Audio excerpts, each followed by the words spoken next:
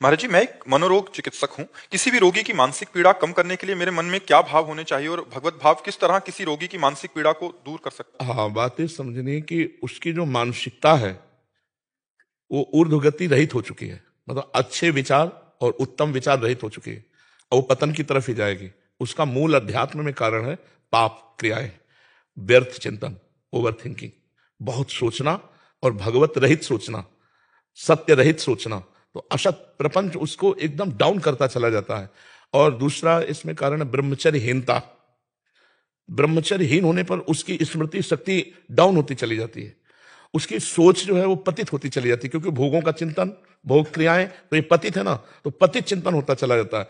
अब अगर उसके चिंतन को बल मिले, शीतलता मिले, शांति मिले, आनंद मिले, तो अभी पलट जाए। जब तक ये नहीं मिलेगा तब तक वो पलटेगा नहीं। आप दवाइयों के द्वारा कितना भी रोकने की कोशिश करें, वो बेहोश रहेगा, वो नींद में चला जाएगा, लेकिन जब होश आएगा तब उसका चिंतन निगेटिव ही होगा, तब उसका चिंतन कमजोर ही होगा। अगर उसे अध्यात्म दे दिया जाए और धीरे धीरे दवाओं के द्वारा उसकी मानसिक शक्ति को पुष्ट किया जाए, उसे विश्राम मिले थोड़ा और अध्यात्म चिंतन उसका चलने लगे, जैसे भगवान का नाम तुम्हें इतना जपना ही है, तुमको अमुक पाठ करना ही है, कोई पाठ दे दे भगवान की स्तुति, कोई ये दवा के साथ अगर आप दो और उसको समझाने की चेष्टा करो। भगवान का जब तुम आश्रय लोगे तो तुम्हें चिंता नहीं करनी, हर जगह तुम्हारी रक्षा करेंगे। भगवान का आश्रय लोगे तो एक सेकंड में उन्होंने अनंत सृष्टि रच दी, तुम्हारे लिए हर व्यवस्था कर देंगे।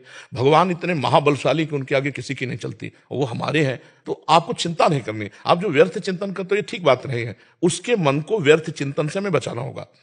तो जब तक हम नाम नहीं देंगे उसे, भगवत नाम, तब तक वो चिंतन करेगा तो क्या करेगा?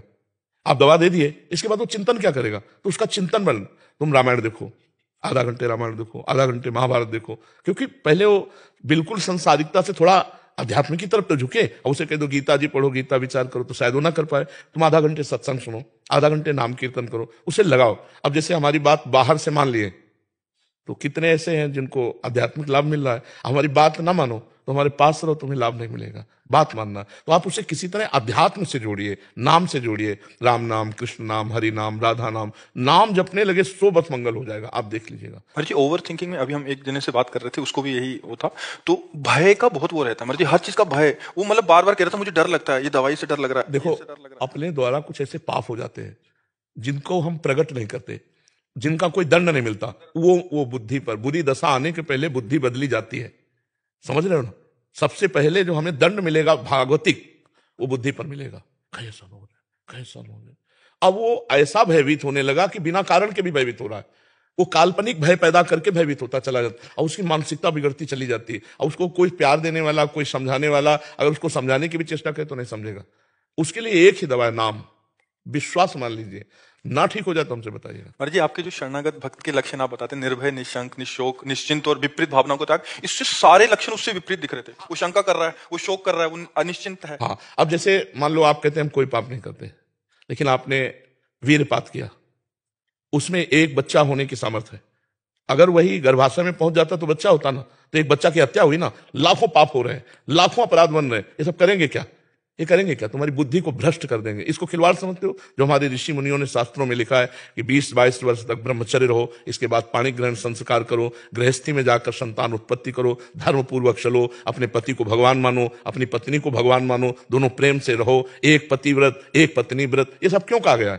पापाचरण, मनोरंजन, तो भी भोगो, कुछ दिन बाद मनोरंजन का फल अपने आप आ जाएगा कि आपका दिमाग ही आपको दंड देने लगेगा।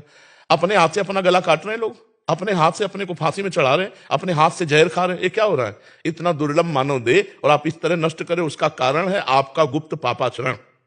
पापाचरण होने के कारण हमारी बुद्धि शुद्ध नहीं हो पाती। अगर शुद्ध बुद्धि हो तो मानो जैसे हम फेल हो गए, तो पहली बात तो शुद्ध बुद्धि होने पर फेल होगा ही नहीं, क्योंकि अपने चैप्टर को बहुत अच्छी तरह पढ़ेगा। और वो डिस्टर्ब है पहले ही, बॉयफ्रेंड, गर्लफ्रेंड, व्यसन, ये वो कई ऐसी बातें होती है जिनका लौकिक चिंतन करते करते वो और उतने में हो गया फेल।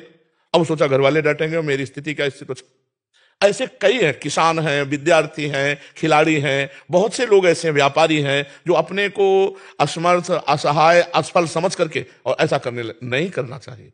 ये नहीं करना चाहिए, और ये तभी रुकेगा जब बुद्धि शुद्ध होगी। तभी तो देखो, सबको प्रातःकाल उठने की आज्ञा हमारे ऋषियों को है, सबको अर्घ देने की, चाहे जिस कुल का हो, चाहे सबको सूर्य भगवान का आदर करने की, और सबको नाम जप करने की, अपने यथायोग्य अधिकारानुसार मंत्र जप करने की। अब देखो, गायत्री मंत्र का जो आखिरी अर्थ है वो परम सत्य है, मेरी बुद्धि को प्रचोदयात, सत्य की तरफ प्रेरित करे। पूरा मंत्र तो हम नहीं करके कोई अधिकारानुसार कहा जाता है, वो परम सत्य मेरी बुद्धि को सत्य की तरफ प्रेरित करे। प्रातः काल उठकर प्रार्थना तो बुद्धि शुद्ध होती। अब आप देखो 10-10 बजे तक सो रहे हैं, सूर्य भगवान उदय होने का कोई मतलब ही नहीं है, कोई दिनचर्या ही नहीं है, कोई दिनचर्या नहीं है।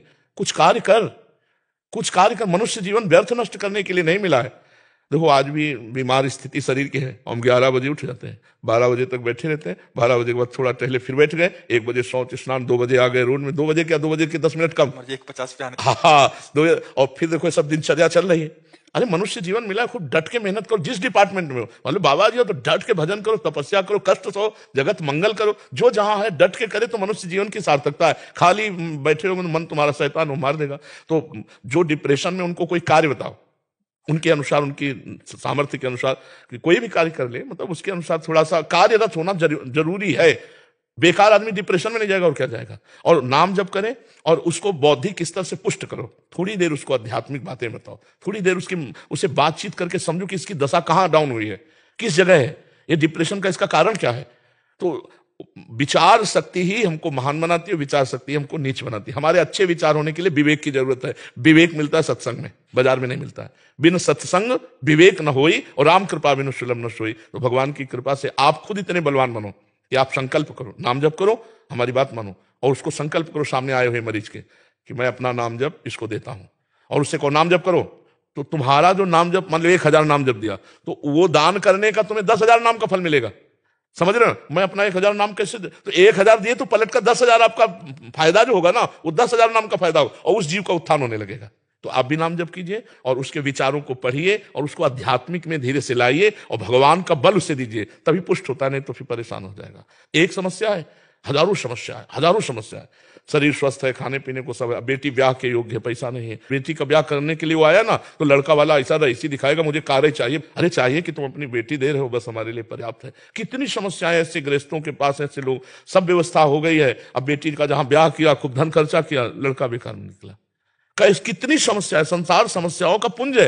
यदि भगवान का भजन नहीं करोगे तो बहुत जीवन बेकार है, बहुत जीवन बेकार है। इसलिए सबको चाहिए थोड़ी थोड़ी देर। अभी एक रास्ते में देखा था, जब हम अपने लोग आ रहे थे तो रोक के बात किए थे, कह रहे थे 5 मिनट 1 घंटे में और 24 घंटे में 24 मिनट, सिर्फ इतना मैं अभी कुछ दिन हुआ शुरू किए, मुझे बहुत आनंद है महाराज जी, मेरा जीवन बदल गया। ऐसा वो रोक के कह रहे, हाँ रोक के कह रहे थे। उसमें जो सुबह हम आते हैं ना, उसमें बात मान लो, अगर नाम जब शुरू कर, अच्छा नाम जब में पैसा नहीं लगता, आपको ये नहीं कह रहे कि नहा के नाम जप करो कि भाई 4 बजे आप स्नान करो, ऐसा भी। और आजकल स्नान में कौन सी बड़ी सी बात है कि भाई गंगा जी यमुना जी नहाने जाना, अपने बाथरूम में बंद करो, स्नान कर लो, फिर आराम से बैठ करके भजन करो, जीवन सार्थक हो जाएगा। घंटा 2 घंटा अगर नहीं कर सकते तो 24 घंटे में 24 मिनट तो कर लो।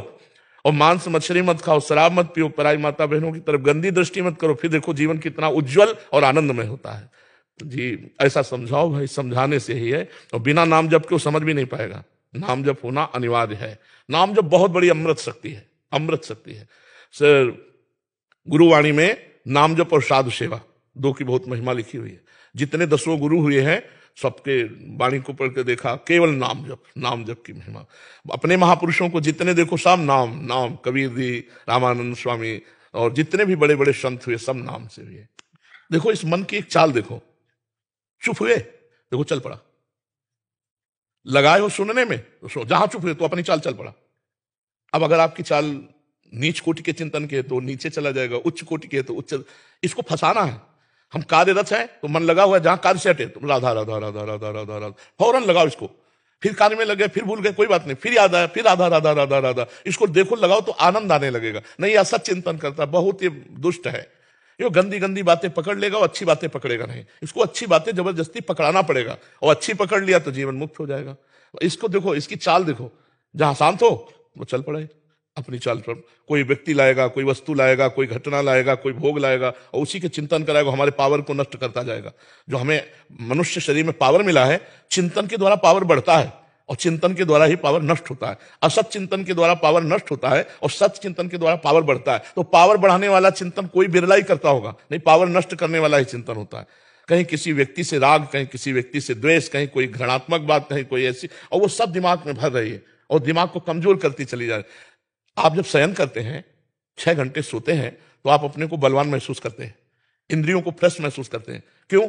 क्योंकि 6 घंटे चिंतन रहित सो गए, 6 घंटे संसार का चिंतन नहीं हुआ, कोई चिंतन नहीं हुआ, इसलिए आपकी इंद्रियों में बल आया। यदि 6 घंटे आप भगवान के चिंतन में संसार को भूल जाए तो सोचो क्या स्थिति होगी। ना सत ना असत कोई चिंतन नहीं हुआ नींद में, तब आपको लगा हाँ आज मैं बहुत आराम से सोया, और एक मतलब फ्रेश अनुभव होता है, क्योंकि चिंतन छूटा।